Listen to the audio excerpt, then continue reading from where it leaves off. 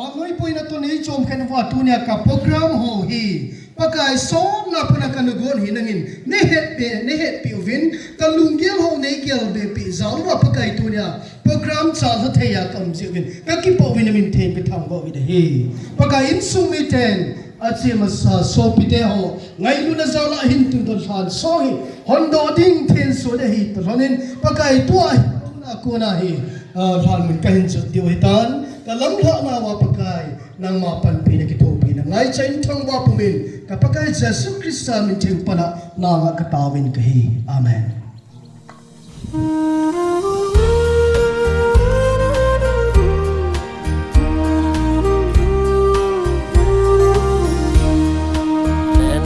vang khô xít lấy chung hi ngày tranh kim lô na gam a hi sinh sung mi ngày tranh rong ki kim thấy lâu vang khô ang ôi dây tha cái nè sang mô lê ti ka phal ko vi kapi le tu zopa kana te ni le cho cho kangai lu ta lan hi aba la di me la mu di num so kahin do vi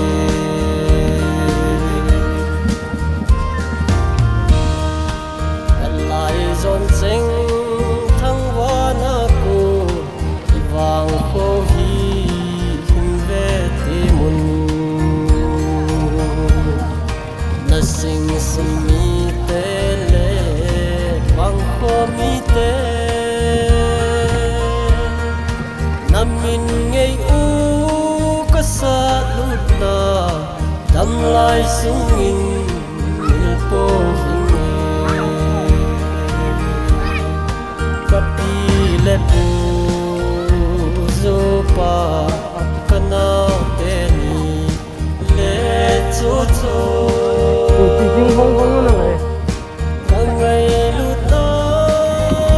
lan hi aba ta di le la mu di num so kahin do vi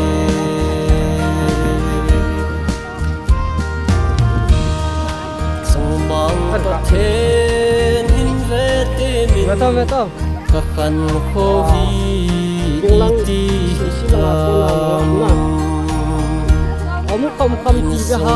lại đi ở xót gì thôi gặp lại nó vẫn vì mình là vinh cắt lon liu cái tấm thầu lại cái này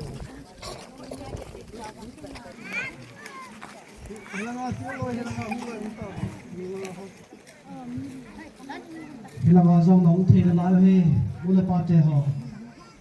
bón sa vào một số kê rồi đi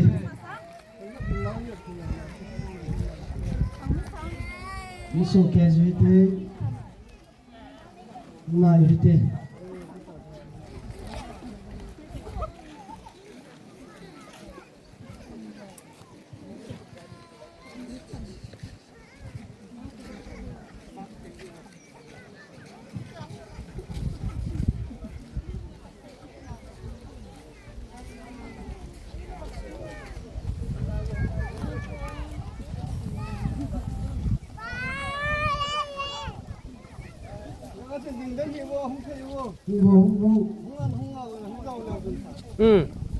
hôm nay tao là ngã lì mò mò chúng tôi anh tao program ai giàu lệ cái chị xe là giàu thế hệ Salah jangan kalso, mai guzalan kalso, putera, patega mutega ka, nilai hat bona kiman sa na diubin, bi the Bible tu ti sa ga sim do na ni, hi chi khang ki na ding ki sum hen chuti le aping lo ai hon zong pakai ada chang thi ri sim do na ating pating bu pi win tin cham che ga ho me min ki Genesis 35 sung su vet ting le Jacob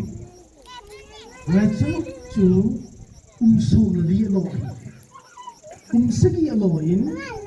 ai wang apu pan lia apin chu so min sagi ma alo ki din pidi chun Rachel so ana na chang ai le pidi chun phat khat lai ji Rachel sun ngau nei ding din mon am tan ai le ngau nei na Rachel so ta Isuma na ato a pida ba nga chu Eho pa sami hing ki thamon na achun ipiam ti le atisa ho amozo alu mongin ti ti pa hi iga phom do bi da hi chubanin zosa lang je le kit te ngai le Hiti zolden ahin palgal kai di wachun amo hi alung kham le zeng wet azet chu hiti zolden chu tui hat lai ta hi de tui hat lai ta hi de mi hem ga building chu hi thei lo hi ai wangin pathen thing khong ahin pu vi dai le hiti zolden chu akiting in tol gon ahin pal ta vi dai Israel chat tol gon ahin palvin ahin pal zo part of wachun zo sa pathenin zo sa ko ma tu sejin Hiti chun phung tina mi khat chi pasal khat chi chu som le ni alheng do in he che zolden vadunga kuna chu song a put do sign ana put of it ai le hicha ki sei chu pam tele hichi lum song chu I piding ana phu ham ta min na hin do ting le akhang ong khang le do na hin do ting le pa then thil ki dang bol pa chu me am chi na dinga ki tu he ti ai na sei do hi chu zo sa pa la ya imong chu ai Tuni azong ibong hi mel ching na hi Tuni ni hon hi so ke zu bi hi ipu ipau hilaya hin akivujin ama chu hilaya aki Hichi insung miten lai lu bet sa na ahin tulo hichi dum song hi ken so ding le ai lo le pathena ngal than do ding le ka do dinga hung ki khom I win hichi insung miten mel china Han song ki put hando na king tong dinga hung ki khom hi ta ji win I chon ama ho so se gyal do na le zana le chu ting le tonia athen so ring hi pasal pa gu le ama zong hin khom mo lem tan he chu lum song hin tun do pi ho a hin chu ting le pasal pa hin ama so se gyal do na le zana chom chakhet condolence anamang hutin chu zo ting chu le in sunga adi akapi in Tunia lumso itun do pi ho hi ama ho let's say na ain simin hi chi condolence ki chai ting le ungam puin hi chi ba chai na chai sa video asa chai ting kin phat ka hi man ki de ton condolence phat na ma koi ti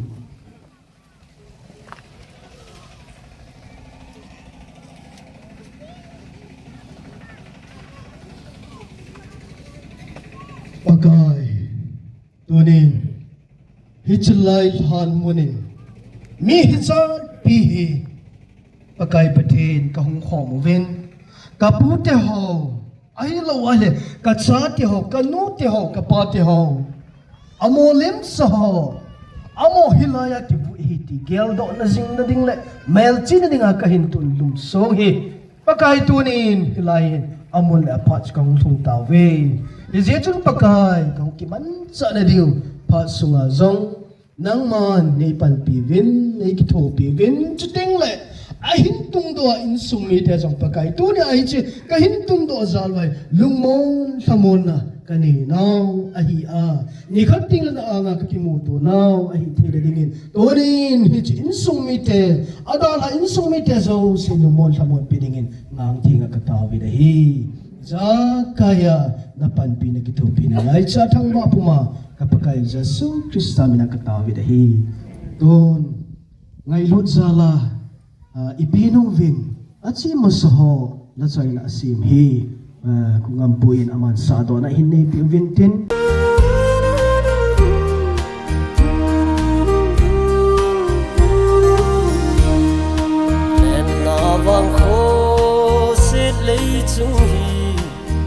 seng kim lo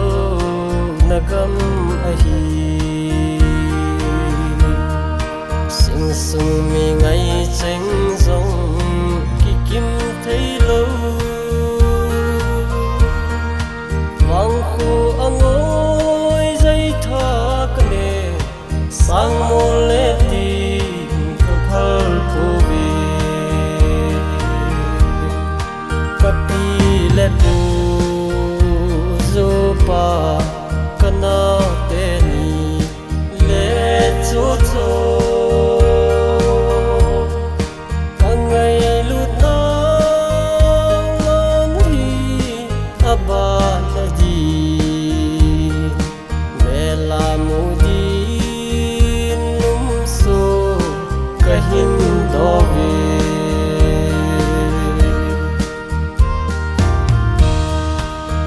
lai zon sing thăng hoa na ko iwang kho hi hin ve te mun na sing sum mi te le wang kho mi te na min ngei u ka sa lut na dam lai sung in mil po ving kapi le pu zo pa kana te ni le cho cho kangai lu na lam hi aba na di me la mu di num so kahin do ve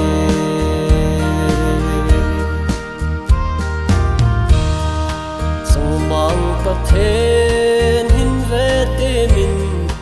ka khan kho hi iti hitam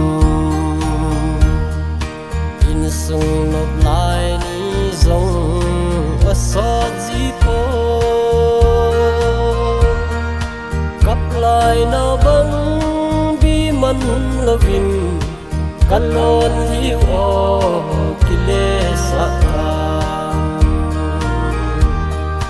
kapi le pu zo pa kana te ni le cho cho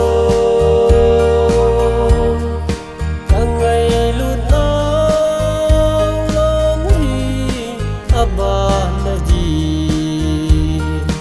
me la mu di num so kahin do ve la mu di num so kahin do ve hung thu do se ding hi wi khang len le le sen koi ma cha sel mang the lo ding hi ti hi thu phun bung som ni chang min imu fi le zon bung a chang som ni langa imu chu sunga ki sei chu pham ti le pathen o aza za ule isopi ho hi layang phan muna ko la hi ke mang thei lo wan vo po hu tho do ding hi ti hi mel ching ding le a hing chang ki lamon na ding a tunia hi e hon pichi mel ching le gel do jing na dia than song itur hi ke ma pakai hatsa Pastor Vumilen Tipgen, Songpiyang Baptist Church Pastor hi nan. Echilum song hi. Apa acha kagaw theng pathen mina. Echilum song hi. Pastor Paugo Len, Superintendent Pastor Tuilang Gamkay, ama takhielin kayman ichi hondo na kanay tadahe.